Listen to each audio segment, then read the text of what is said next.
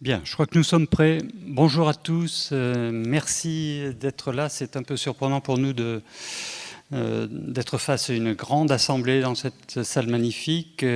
Quand je dis nous, c'est le jury du prix Valéry Larbaud, ici présent, enfin en partie ici présent, le lauréat, monsieur le maire. Merci vraiment de nous accueillir et de nous donner cette occasion de donner un peu plus d'éclat à ce prix qui est très valeureux, le prix de Valéry. Quelques mots sur Valéry Larbaud, que vous connaissez sans doute tous. C'est quand même l'enfant du pays et qui est une fierté pour tous les amateurs de littérature française, parce qu'il il a accompagné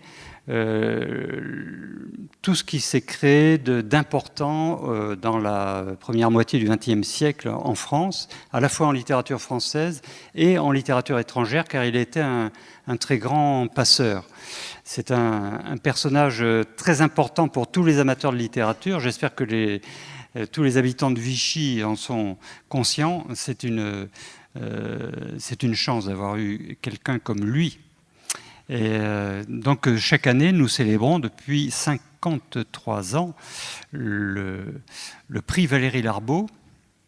Je dis 53 ans, on se trompe toujours chaque année sur le chiffre, enfin je pense que c'est 53. Et c'est un prix qui est décerné chaque année à un livre qui correspond à ce qu'aimait Valéry Larbaud. Valéry Larbaud, ça a été le découvreur de Joyce, ça a été un très grand passeur de littérature. Et donc, nous décernons le prix chaque année. J'allais dire depuis 53 ans, je me vanterai un petit peu, mais je préside ce prix à la suite de Roger Grenier et Michel Déon depuis quelques années. Mais ce prix a toujours été décerné à des valeurs sûres de la littérature. Et je regardais tout à l'heure la liste des lauréats, qui est assez impressionnante, parce que nous avons... le prix a été décerné à Jean-Marie Leclésio, par exemple, en 72, à Paul Constant. Alors là, je ne cite que des auteurs qui ont eu des prix littéraires après avoir eu le prix Valéry Larbaud, et ce qui veut dire que nous sommes des précurseurs, et je pense que le lauréat de cette année est promis à un grand avenir après ce prix. Emmanuel Carrère, Gilles Leroy, prix Goncourt, Pierre Jourde, Chloé Cormand, qui a eu le prix du livre inter l'année suivante du prix Larbaud, Jérôme Ferrari, qui a eu le prix Goncourt l'année suivante du prix Larbaud, Éric Vuillard, qui a eu le prix Goncourt l'année suivante du prix Larbaud. Vous voyez, il faut se dépêcher d'écrire, cher Antoine Bérabert, parce que 2 ans après, c'est foutu. Eddie Cadour, qui est ici présent, prix de l'Académie française, Jean-Baptiste Delamo, prix du livre inter. Donc, tout ça pour dire que nous sommes vraiment attentifs à l'éclat de la littérature, dans ce cas-là de plus exigeant et de plus frappant. Donc je ne vous présente peut-être pas tous les membres du prix Larbaud, mais si, tant qu'à faire, on peut les présenter. Olivier Germain-Thomas, certains sont déjà lauréats du prix Larbaud d'ailleurs. Thierry Laget, Paul Moron, qui est secrétaire du prix et qui est un pilier, qui a eu le prix elle-même, qui est une spécialiste de Valéry Larbaud. Si vous avez des questions à lui poser, vous pouvez les lui poser à elle, ou à Maud Simoneau, lauréate de l'an dernier, qui elle aussi a de vastes connaissances sur Valéry Larbaud. Voilà. Laurence Cosset, écrivain de renom et de qualité, Isabelle Minard, qui dirige la médiathèque Valéry Larbaud. Si vous ne la connaissez pas, allez-y, parce que c'est un endroit magnifique où a été reconstituée la bibliothèque de Larbaud, avec non seulement les meubles de Larbaud, mais tous les exemplaires qui ont été dédicacés par les grands écrivains que connaissait Larbaud, et c'était extraordinaire à consulter. Donc la visite vaut le coup pour ceux qui ne la connaîtraient pas. Eddie Cadour, dont j'ai parlé, tout à l'heure, qui a eu le prix Valéry Larbaud, mais qui a eu ensuite le prix de l'Académie française, grand écrivain également. Et, voilà. Et un éditeur. Les éditions des Cendres sont parmi nous. Voilà, beaucoup d'absents aujourd'hui dans notre jury, mais enfin, Paul Constant n'est pas là, et quelques autres, mais ils sont de tout cœur avec nous. Le lauréat de cette année, nous pouvons l'annoncer dès maintenant, il s'appelle Anton Bérabère, il est ici. C'est un écrivain magnifique qui a écrit un premier roman qui s'appelle La Grande Idée, qui nous a tous éblouis par son ambition, par la façon dont il installe un monde à part entière à partir d'un événement, enfin, ou d'une situation historique importante qui a été celle de après la guerre de 14, la Grèce qui avait été alliée des vainqueurs a eu la possibilité de prendre pied en Turquie, à Smyrne, et à partir de là est née une idéologie qui s'appelle la Grande Idée, qui est une idéologie nationaliste, qui était l'idée que la Grèce pouvait reconquérir les territoires ou une partie des territoires turcs. Et à partir de ce présupposé historique, Anton Bérabère écrit un roman autour d'un personnage, Saoul Kaloyanis, qui est un personnage mythique, mythologique, et il part à la quête de ce personnage, en quête de ce personnage, et il nous entraîne dans une aventure qui est une aventure purement littéraire. Et c'est ce qui est très frappant et bouleversant dans ce livre, c'est qu'il redonne à la littérature ses lettres de noblesse, c'est-à-dire tout ce que la littérature contemporaine a parfois tendance à oublier, c'est-à-dire que la fiction peut nous apporter une vérité que le réalisme journalistique ou sociologique peine à capter. Et il le fait avec un style, une fougue extraordinaire. Et vraiment, ce premier roman annonce une œuvre à venir et dans laquelle nous croyons. Nous sommes très, très fiers de lui donner ce prix cette année et dans la certitude qu'il y en aura d'autres par la suite. Puis les prix ne sont que l'écume des choses, parce que ce qui compte, c'est l'œuvre qu'il est en train de bâtir et dans laquelle nous avons une totale confiance. Voilà. Nous espérons que cet encouragement lui fera plaisir. Et voilà. Maintenant, il est de coutume que Monsieur le maire de Vichy, depuis une tradition qui a été instaurée par Claude Malhuret, une tradition très originale, qui est le fait que les maires de Vichy ne font pas de discours au moment de la remise des prix. Et ça, c'est vraiment extrêmement précieux. Parce que donc, je vais tout de même remettre le micro à Monsieur le maire, qui ne fera pas de discours, mais qui va donner une médaille à Anton Bérabère. Merci. Sans faire de discours, écoutez, moi je suis très honoré de vous remettre la médaille de la ville de Vichy dans le cadre de ce prix Valéry Larbaud. Félicitations à tous et on peut vous applaudir. Félicitations.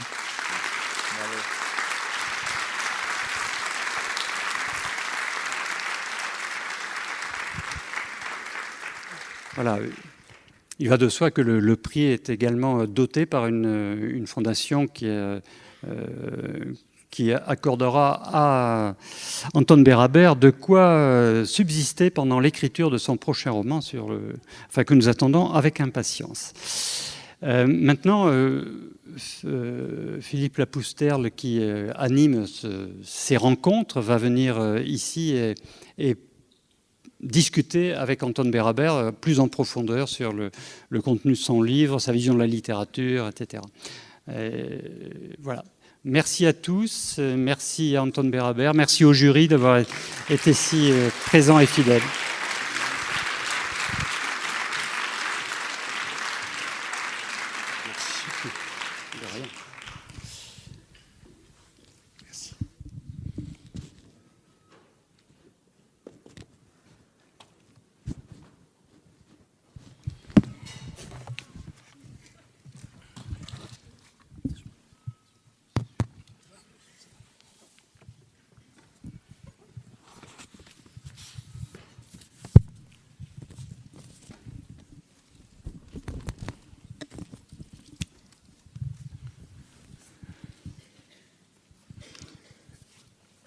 Bonsoir à nouveau à tout le monde.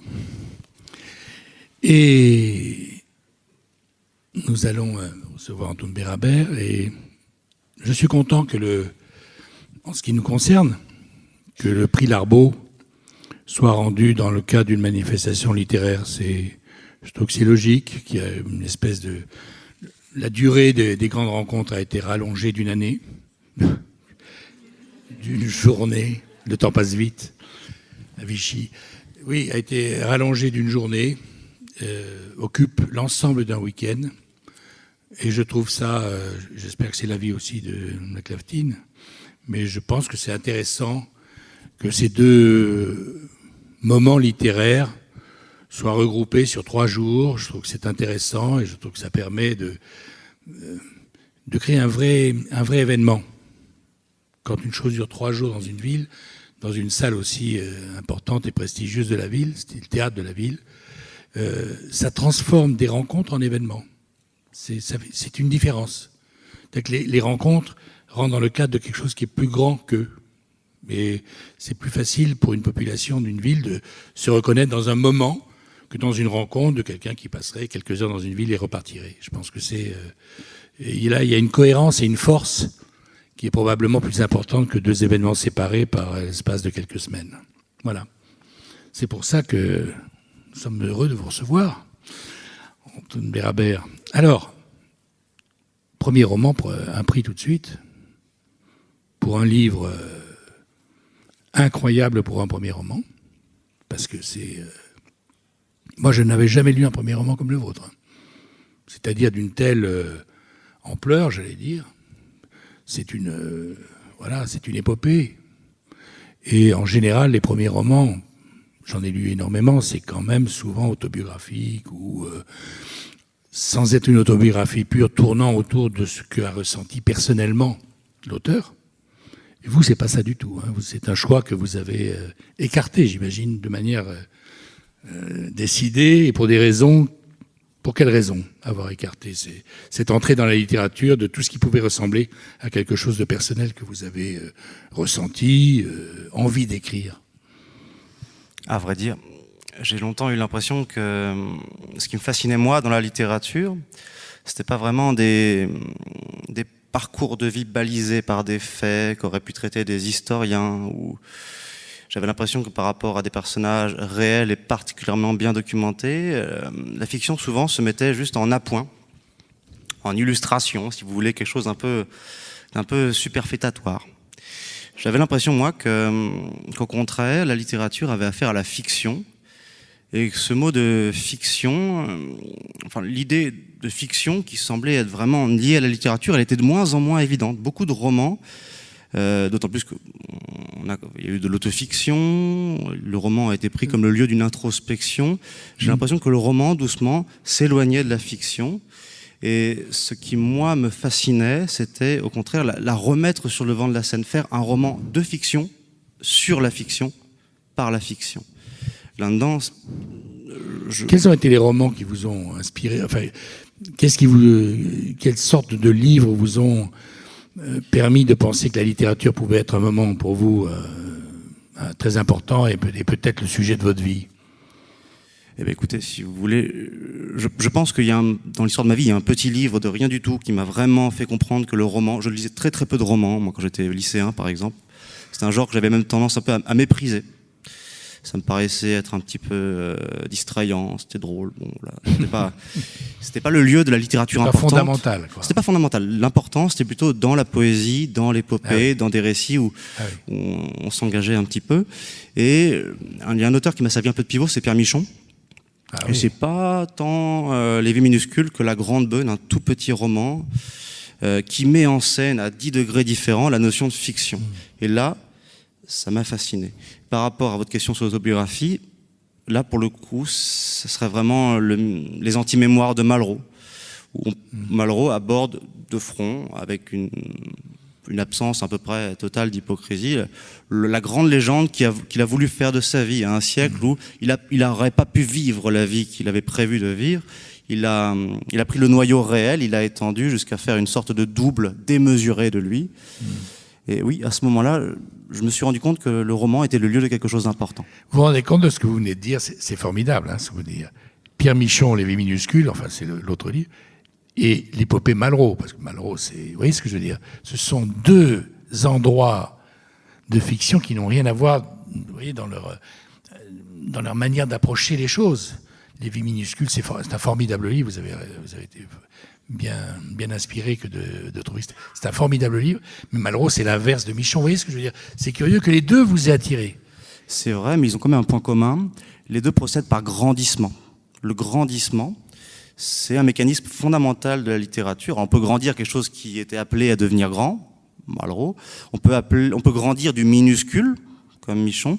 Mais dans les deux cas, le grandissement, qui est un mécanisme fondamental de la littérature épique, ça fait très longtemps qu'on grandit les choses, ça me semble être la zone un petit peu, je sais pas, tellurique, originelle de la chose littéraire. Et comment allez-vous devenir grand? Vous me prenez un peu de quoi? Non, mais vous voyez ce que je veux dire? Vous venez d'expliquer vraiment Malraux, et vous avez raison. Je pense que vous avez raison sur les deux, et qu'il y a plusieurs manières. Donc ma question est la vôtre. C'est-à-dire, de quel côté allez-vous vous y prendre? Pas simplement pour le livre que vous avez écrit, mais j'imagine que ce n'est pas le dernier que vous allez écrire. Comment vous imaginez le grandissement dans l'envie que vous avez envie de lui donner? Quelle forme vous avez envie de lui donner? C'est toujours un peu gênant. Quand on commence d'écrire, on a un premier réflexe qui est le mien, pour l'instant, je pense que je vais en changer, c'est d'essayer de trouver des choses nouvelles qui n'ont jamais été faites pendant, vous savez, les 4000 ans de littérature avant. Plein d'auteurs pas très connus et pas très doués que je supplante très facilement. Donc on a un peu ce réflexe-là et on essaie d'éviter, on essaie de trouver quelque chose de nouveau. Et plus j'ai grandi dans la littérature et surtout dans l'écriture de ce roman qui a été assez long, plus je me suis rendu compte que le nouveau était peut-être mon ennemi, que le nouveau serait peut-être une erreur. Le nouveau est votre... Oui, c'est-à-dire quelque chose...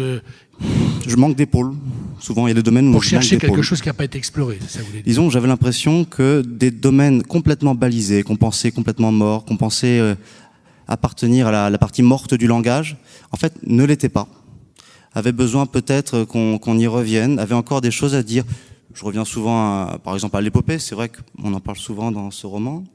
Je reviens souvent, par exemple, à des auteurs comme Homère, des parties qu'on imagine réservées aux manuels scolaires, ce qui sont plus ou moins, enfin, les manuels scolaires, c'est plus ou moins l'ennemi de la littérature, je pense qu'on peut le dire.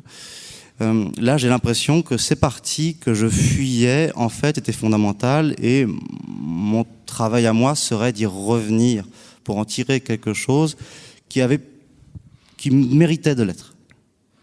Moi, je ne veux pas du tout être indiscret, hein. C'est pas mon truc du tout, hein, l'indiscrétion. Mais pour qu'on comprenne comment... Parce que vous êtes très jeune, 27 ans, c'est ça?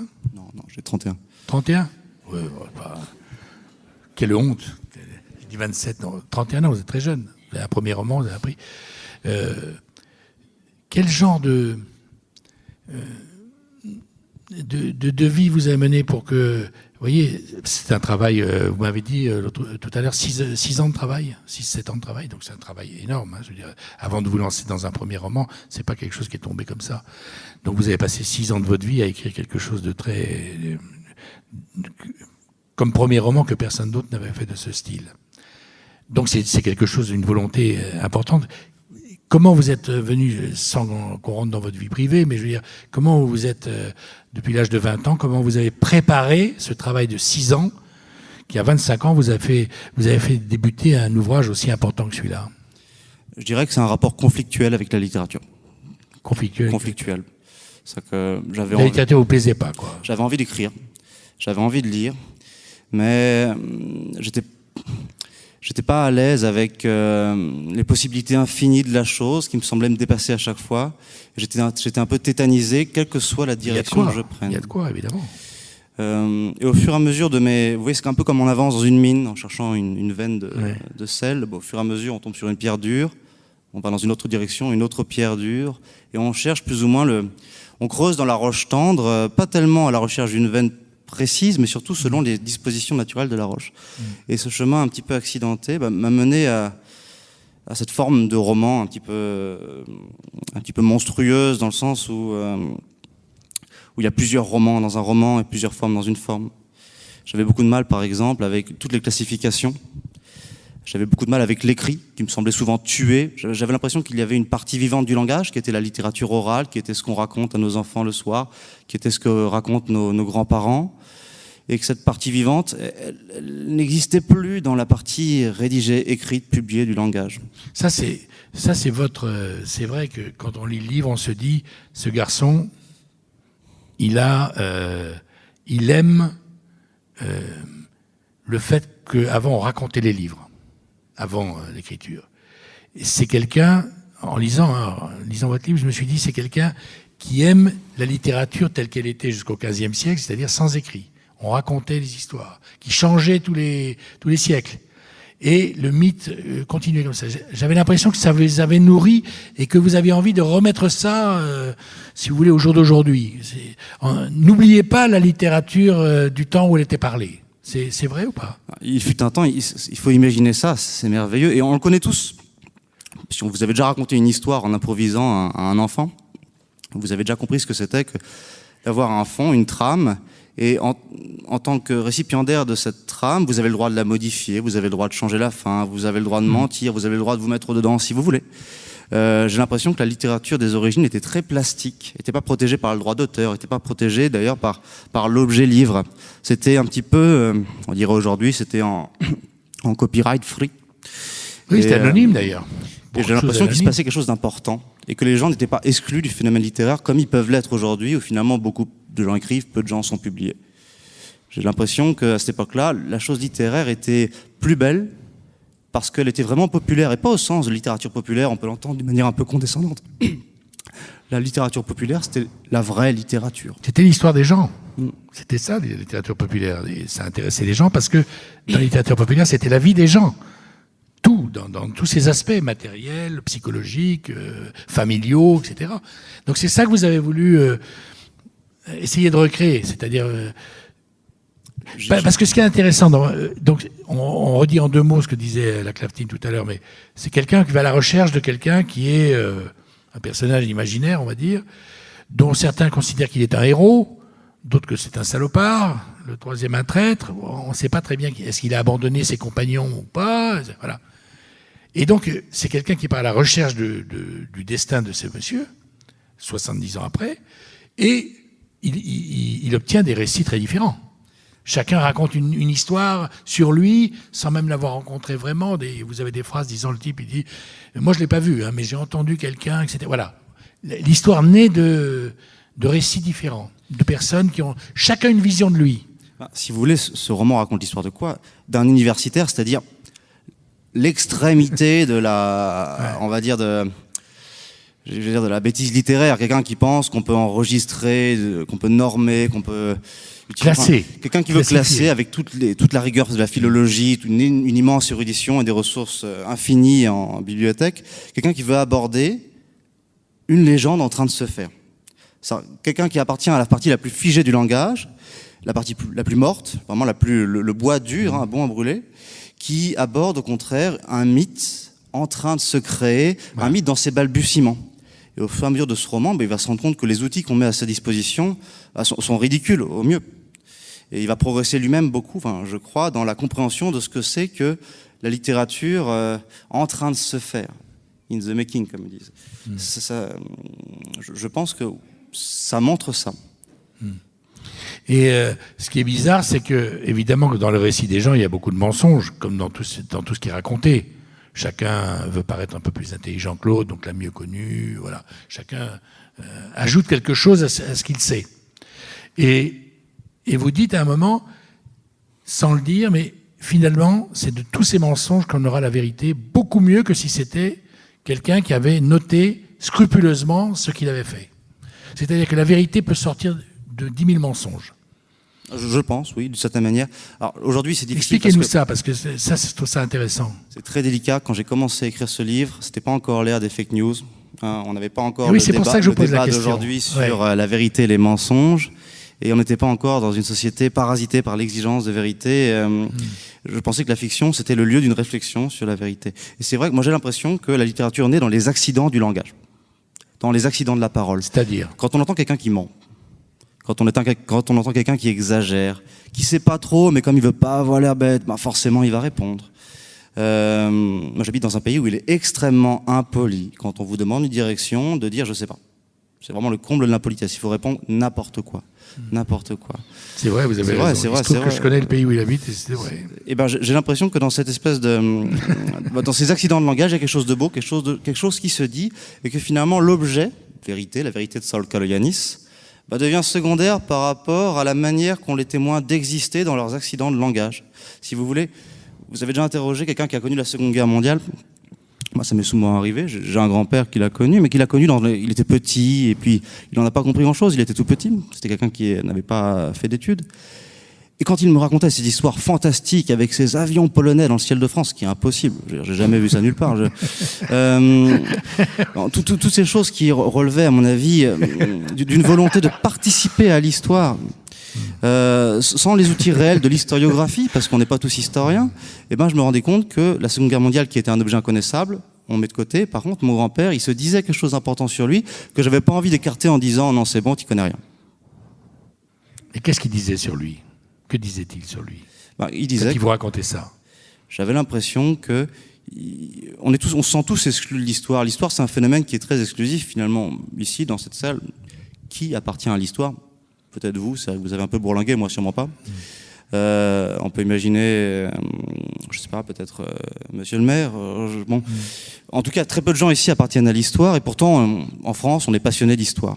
On est donc passionné par quelque chose qui nous exclut le droit, où on n'a pas vraiment une place. Il est normal, quand on le raconte, c'est presque sain d'ailleurs qu'on essaie de s'y raccrocher. Vous savez, c'est tous ceux qui disent « j'ai vu une fois Lady Di ». Eh ben, derrière cette manière de se mettre en avant, il y a quelque chose il y a un vrai sentiment de communauté des hommes, que l'histoire des hommes n'est pas uniquement la possession d'universitaires érudits qui vont classer les grands hommes. Je pense que les petites gens aussi, dans leur mécanisme désespéré pour agripper ce grand récit, ils sont beaux aussi, et ils sont peut-être même plus vrais que les grands. Vous voyez, il a fallu que 10 minutes pour qu'on y arrive, mais ce que vous venez de dire sur votre grand-père, et l'aviation polonaise qui pilonnait en France, et que ça vous soit resté d'abord, que vous saviez que c'était impossible, mais que vous étiez passionné par son récit. C'est-à-dire, si vous disiez on va continuer 1 heure sur l'aviation polonaise, vous seriez resté. Et vous auriez demandé qu'il continue de vous parler de ce truc dont vous saviez pertinemment que c'était faux. C'est ça la littérature que vous aimez, et c'est celle que vous avez faite dans ce livre. C'est ça? Oui, je pense. J'ai essayé d'être autour de ce phénomène-là, qui appartient pas seulement à mon grand-père. Je pense que c'est une expérience qu'on a tous, mais seulement on a appris, et l'école est peut-être la grande fautive, on a appris à se méfier de ce réflexe, et on a tendance à dire à notre grand-père, écoute, t'es gentil, regarde sur Wikipédia, c'est fragile. Ce réflexe-là, alors certes, aujourd'hui, il faut vérifier tout ce qu'on dit, mais il y a des gens qui sont les victimes de cette quête absolue de l'exigence, et mon grand-père serait une de ces victimes, par exemple. Non, mais on peut très bien imaginer aimer la vérité et aimer le conte. Un conte de quelqu'un dont on sait que ça n'a pas été, c'est pas la vérité, mais on peut prendre autant de plaisir à écouter le conte dont on sait qu'il n'a aucun rapport avec la vérité que la vérité elle-même. Ça n'a rien d'exclusif. Vous voyez ce que je veux dire? Si vous voulez, je me suis toujours méfié des romans dont on disait qu'ils étaient particulièrement bien documentés. Oui. Vous n'avez pas les documents, vous. Vous avez une dent contre les documents? Qu'est-ce qu'ils vous ont fait? Les documents, souvent, encore une fois, vous êtes un universitaire, vous avez été sur les bancs de la fac, oui, comme beaucoup de gens, mais donc vous avez touché les documents, Oui, mais j'étais toujours déçu. Les documents, moi, j'étais un élève plutôt moyen, qui comprenait pas grand-chose, et j'avais l'impression, et dans ce que je comprenais pas, je vais prendre un exemple parfait. Quand j'étais petit, mes parents m'ont offert des romans de Jules Verne. Alors, quand vous êtes en primaire, un ingénieur techniciste de la fin du 19e siècle qui essaie de fabriquer, qui montre des gens en train d'essayer de fabriquer, d'extraire du bismuth et de fabriquer un télégraphe de Chappe. Alors là, aucune idée de ce que c'était, aucune idée. Mais dans l'expression bismuth, je sais même pas comment ça se prononce, dans l'expression télégraphe de Chappe, le cerveau humain crée quelque chose qui quand j'ai découvert ce que c'était qu'un télégraphe de Chappe, la déception. La déception. Vous êtes un garçon incroyable. Hein. Vous êtes vraiment original, je veux dire, comme pensée, comme manière d'être, comme manière de raconter. Vous avez une personnalité qui est très affirmée d'abord et qui est très différente de ce qu'on a l'habitude de voir. Est-ce que le français est votre langue d'origine, le français est votre langue maternelle, comme on dit, ou pas? Oui, c'est ma langue maternelle. Oui. C'est votre langue de travail et votre langue maternelle? C'est ma langue laboratoire. C'est quoi encore ce truc? La langue laboratoire, c'est quoi? Non, mais Moi, j'ai pas de langue laboratoire. Moi, j'ai pas de. J'ai essayé d'écrire dans toutes les langues, hein, mais celle-ci vraiment. Dans toutes les langues. Enfin, il y a plein de langues où j'ai essayé d'écrire. Il me semblait que j'ai longtemps cru. Aujourd'hui, on parle beaucoup de nation, de patrie, de sentiment national. Moi, je me suis toujours senti très, très étranger à tout ça. Ouais. Je me suis toujours méfié. Par contre, la notion de patrie de langue, de pays de langue, ça m'a toujours impressionné. Et c'est vrai que j'ai l'impression, moi, je crois à l'esprit de la langue. Une langue a une manière particulière de voir les choses. Et pour le comprendre, il faut entrer un peu dans le détail. Par exemple, moi qui ai étudié longtemps le grec et le latin, quelque chose qui m'impressionne beaucoup dans le français, c'est sa capacité à rendre assez finement, finalement, la temporalité. On a une concordance des temps, on a un luxe de temps verbaux, on en a plein. Ce qui n'est pas forcément le cas dans d'autres langues. En arabe, par exemple, c'est très différent. Ce qui n'est pas forcément le cas dans d'autres langues romanes aussi, qui ont tendance à faire le ménage, qui ont pris d'autres choses, qui sont allés dans d'autres directions. Bah, le français, il a ça. C'est-à-dire, je finis par croire qu'un francophone de naissance, il voit l'épaisseur du temps beaucoup plus finement qu'un, je sais pas, qu'un Polonais, par exemple. Je crois. C'est très fragile, hein. Je suis pas du tout universitaire, je parierai pas bien cher sur ce que je dis, mais j'ai l'impression quand même que une langue, c'est une manière de voir le monde, et j'ai eu du mal à sortir de cette manière de le voir. Évidemment. Vous avez beaucoup voyagé quand même. À chaque fois qu'on vous parle d'un territoire, vous y avez été. Non, pas beaucoup, mais c'est vrai que j'ai un imaginaire linguistique développé. Donc vous mentez quand vous dites que vous connaissez le monde entier. Possible aussi. Possible aussi. Pourquoi vous avez situé votre livre en Grèce? Alors ça s'est prêté à des quiproquos qui étaient intéressants aussi, que j'avais pas prévu. Je voulais. C'est un pays qui m'intéresse. Mais pas du tout dans la manière, pas du tout la Grèce dont Vous les êtes gens diplômé parlent. du grec, hein, vous? De grec? Diplômé, oui, enfin, bon, voilà. Enfin, vous êtes quand même diplômé, quoi. Gros, on va dire. Pour aller simple, vous êtes diplômé de grec. Oui, enfin, je connais un peu le grec, on va dire. Mais disons que, quand on parle de la Grèce, moi je m'intéressais à des Grèces complètement différentes. Par exemple, je m'intéressais à la Grèce des Cyclades, la Grèce d'avant le grec. Je m'intéressais à la Grèce d'avant Homère, la Grèce des épopées orales, des Aèdes, où je m'intéressais à la Grèce de la guerre civile après la guerre, dans les années 46-49, le moment où l'Albanie trahit un peu le Parti communiste grec, ferme la frontière. Sûr, oui. Ça me fascinait. Cette Grèce-là avait un intérêt aussi, c'est que d'une part elle est liée à la France, parce qu'un grand nombre d'intellectuels grecs sont venus à Paris à ce moment-là, G. Gallimard d'ailleurs, et aussi parce que comme personne ne la connaît, ça me permettait plus ou moins d'entrer dedans. Personne n'allait m'embêter. La grande idée,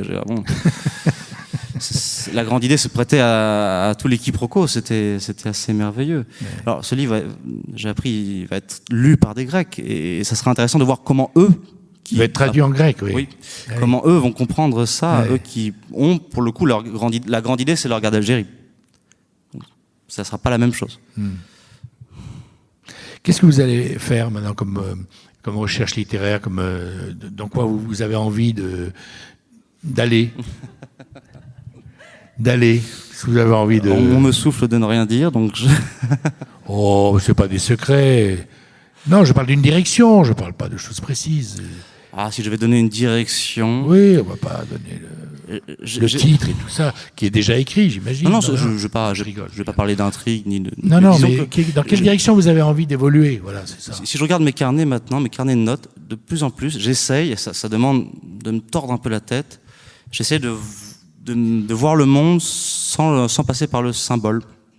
Passer par le symbole. C'est-à-dire que quand on voit la couleur, je sais pas, la couleur rouge, c'est pas exactement rouge, mais... Non, grenat. Voilà, oui. Bon. On va dire que quand on voit la couleur rouge, c'est très difficile pour un esprit humain, on va dire, de pas y voir, de pas y greffer le sang, la passion, la douleur. Et même quand moi, j'aimerais bien être un peu comme ces peintres qui arrivaient à montrer la couleur telle qu'elle est, sans prétendre à une lecture comme ça interprétative.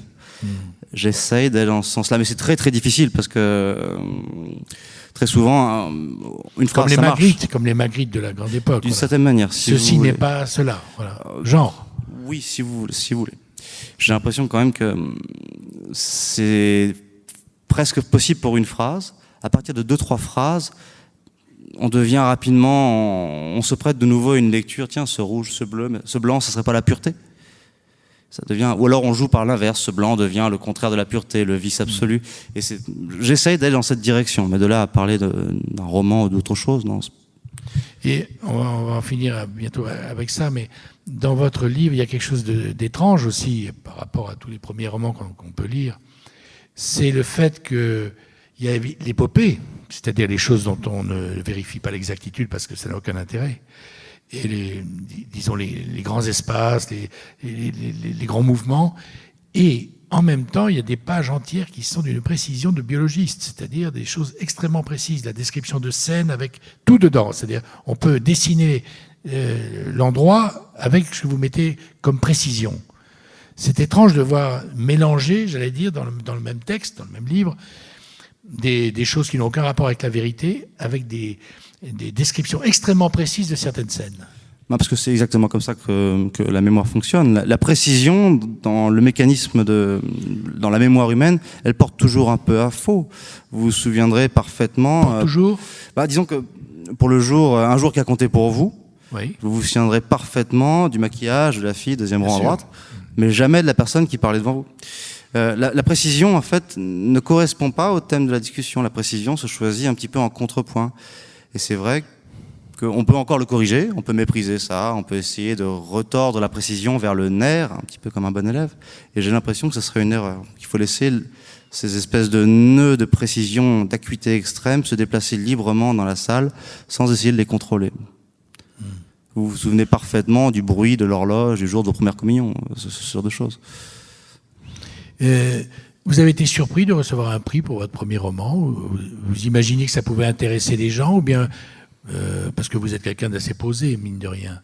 Vous disiez ça était tellement différent de tout ce que tout le monde écrit que j'ai pas beaucoup de chance. C'est-à-dire, quelle était votre espérance et ce que vous pensiez de ce que pouvait devenir le destin de votre livre?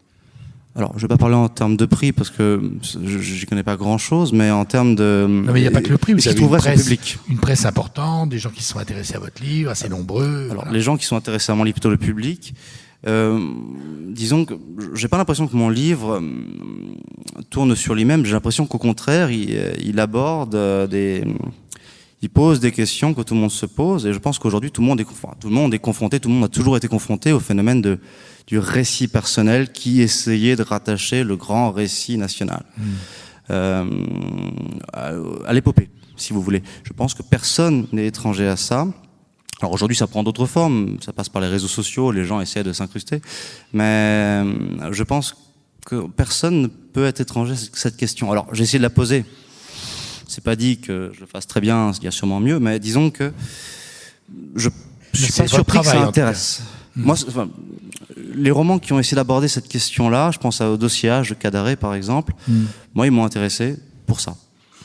Mais c'est vrai qu'à un moment de sa vie, on se dit dans quel monde on est, et quel est mon destin, le destin de ce qui est plus fort que moi, et que voilà, il va falloir trouver un équilibre à tout ça. Quand on vous demandait il y a 1 an, avant que vous ayez sorti le livre, qu'est-ce que vous faites dans la vie, vous disiez quoi? Pas grand-chose, je l'aurais écrite celle-là. Je manquais un peu d'inspiration. J'ai essayé d'écrire. Je travaillais dans plusieurs directions. Moi, je peux faire plus une histoire de mes échecs qu'une histoire de mes réussites. C'est vrai? Oui. Échec de quel genre, par exemple, vous direz? J'ai voulu traduire, mais c'était pas là où ça pouvait être important. Ouais. J'ai voulu écrire des choses qui étaient franchement ridicules. J'ai voulu essayer d'amener la littérature vers une nouveauté que je ne voyais pas encore. Je manquais vraiment d'épaules, ce dont je disais tout à l'heure. J'ai voulu, dans la gestation un peu de ce livre, le début, le projet de ce livre était complètement stupide. C'était... Au départ, vous voulez dire? Au tout départ, quand je me rends compte aujourd'hui, quand je relis mes carnets d'il y a 6-7 ans, je les trouve grossiers. Je les trouve grossiers. Je pense que je suis content que le livre se soit vraiment affirmé dans une direction. Vous avez beaucoup poli plus tout ça, ouais. Vous avez. J'avais une volonté beaucoup plus systématique. J'aimais bien, devant l'écriture longue, comme tout le monde, je me raccrochais dans une forme d'ordre. Je faisais partie de ces gens qui essayaient d'être. Je me suis même surpris parfois à faire un plan avec des grands 1, des grands 2, des grands 3, ce qui aujourd'hui me paraît ridicule et tout à fait contraire. Oui, c'est un peu contraire à votre démarche. Oui, oui bien sûr. Disons que ces plans-là, je suis un petit peu surpris. Je suis très content que ça ait changé, mais quand je regarde il y a 7 ans, ces carnets-là, je les trouve un peu grossiers. Écoutez, moi je vous trouve aventurier, au vrai sens du terme, parce que cette recherche que vous avez, que vous répétez tout le temps, je n'aime pas la littérature d'aujourd'hui. J'ai trouvé qu'elle avait vraiment pris une mauvaise direction. Je suis attiré par l'épopée parce qu'il est grand. Tant pis si c'est pas toujours vrai. De toute façon, c'est plus vrai que les choses qu'on lit maintenant. Et au bout du compte, c'est moins fragile. Parce que quand on aime l'épopée, on aime le temps long. Ça, ce sont des choix qui sont des choix lourds. Et vous avez eu l'énergie de tenir 6 ans à aboutir à un projet sur ce terrain-là. C'est une preuve vous avez une grande maturité et une grande obstination. J'ai toujours été persuadé que si demain la civilisation devait s'arrêter, si on se trouvait un peu dans Fahrenheit 451, Ouais. si on se trouvait un peu dans ce monde-là, qu'est-ce qui se produirait? D'ailleurs, c'est ce qui se passe à la fin de Fahrenheit 451. Hein. La littérature qui survivrait, ça serait la littérature des origines. Ça serait chacun a appris par cœur une bride de ce qui se fait, va la souder à sa manière, va l'agrandir, va la tordre, et on va revenir à l'épopée des origines. Et refaire une histoire. Ouais. J'ai l'impression que c'est ce qui devrait survivre au grand cataclysme. Ça m'a guidé pendant ces années. Eh bien, c'était une très bonne inspiration. Et ce que vous venez de dire maintenant est très important. Parce que c'est vrai que quand on écrit des livres, qu'on se dit, parce que c'est un peu le devoir de chacun s'il n'y avait pas de livre, eh bien, la littérature continuerait. Et c'est celle qui vous intéresse. Merci d'avoir été avec nous. C'était intéressant de vous voir. Je vous remercie.